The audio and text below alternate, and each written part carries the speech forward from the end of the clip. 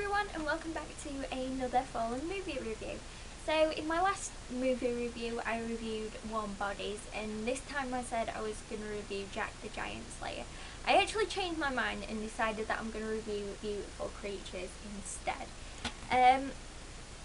Now this film is based on the book of the same name, and I think they really missed the trick with this film. I do like this film and I absolutely love the book, but I do really think they missed some tricks somewhere.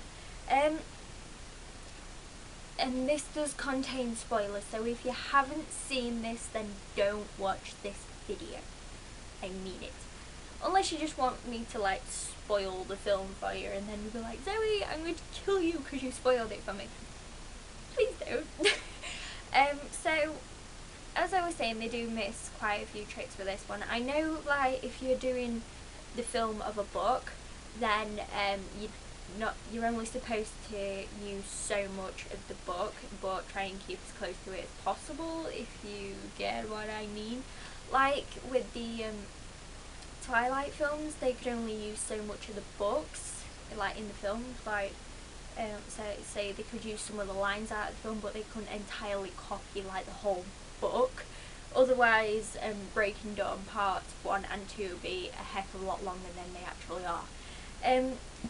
As for this would be a heck of a lot longer if they actually copied the whole book. I mean, look at that. That is just like huge. It's not as thick as I think it's Order of the Phoenix, which is a really thick book, but still. As I was saying, it is a good film. I'm not even going to try and pronounce the main two characters' names. In fact, the main female lead is called Alice, but I don't know how to pronounce her last name. So basically, what the idea is behind this book and the film is in the viewpoint of the main male character, which is Ethan. There's a new girl in school called Lena Duquesne, and basically she's a caster, which is basically their term for a witch, and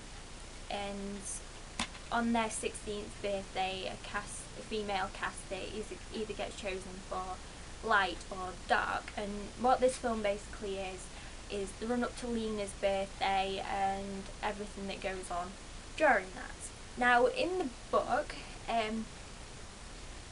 she counts down to her birthday, but what she does is she writes on her hand like what day it is, so she's got like ink and numbers all over her hands, and she's constantly writing on the walls of her like bedroom and like in a notebook and everything like that. In the film, what they actually do is she has a tattoo on like here instead of her actually writing on her hand, but they still do have like the poems and everything she writes and things like that, and we have the whole dreams and everything. And basically she goes to live with her uncle Macon, who is played by Jeremy Irons, and he is Scar from The Lion King, and I'm always going to know him as Scar from The Lion King, like that's like what I know him as. Overall, it is a pretty good film. I do really enjoy it.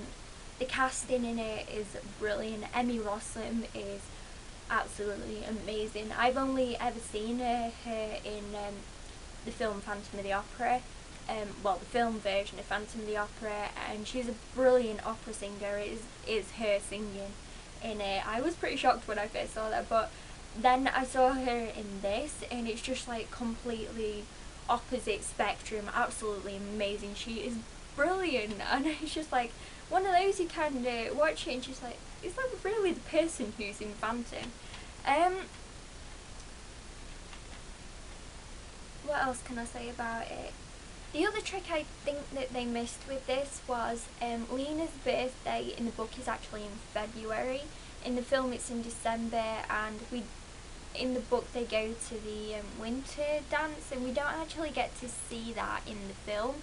I think they could have done with that, to be honest, just to like put it in, progress the story a little bit more, instead of going from like one thing straight to the next. just try and explain the story a little bit more, but like I say, I really think they missed the trick with that bit. It is a good film. I don't recommend it for little kids because they do swear quite a lot in it. Yes, it's a 12, and I think you're only allowed to F at once in a 12. But you can say, I don't want to say it cause well, I just don't want to say it, but it does say contains moderate language and threats. Moderate is not really what I'd say, but as you're only allowed to F only once in a 12 film, I don't think they do actually say that in this film, but it is a good film. It's good for if you like supernatural, you like supernatural kind of elements, so like witches, things like that, it's for you. I wouldn't say it's for everybody. Also, if you read the book, you might not like the film. I find that a lot, because I've read the book and I do like the film, but I prefer the book more, if you get what I mean.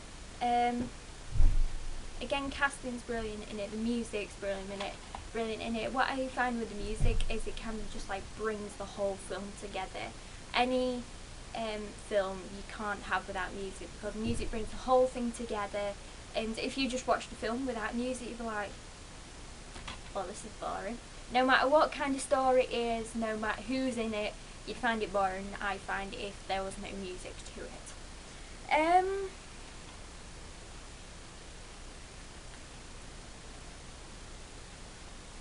I do like the film, but like I said, I do prefer the book more.